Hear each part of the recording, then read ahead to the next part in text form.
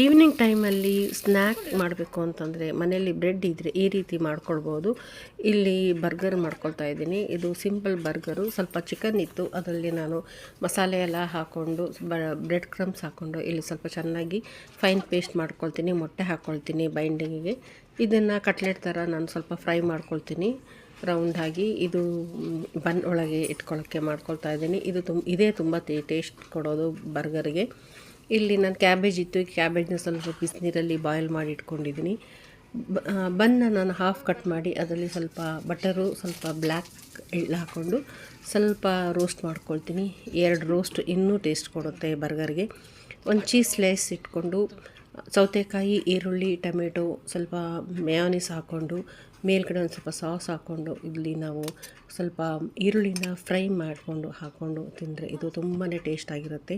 Evening ಟೈಮಲ್ಲಿ ನಾವು ಮಕ್ಕಳಿಗೆ ಈ ರೀತಿ ಮಾಡಿಕೊಡ್ಬೋದು.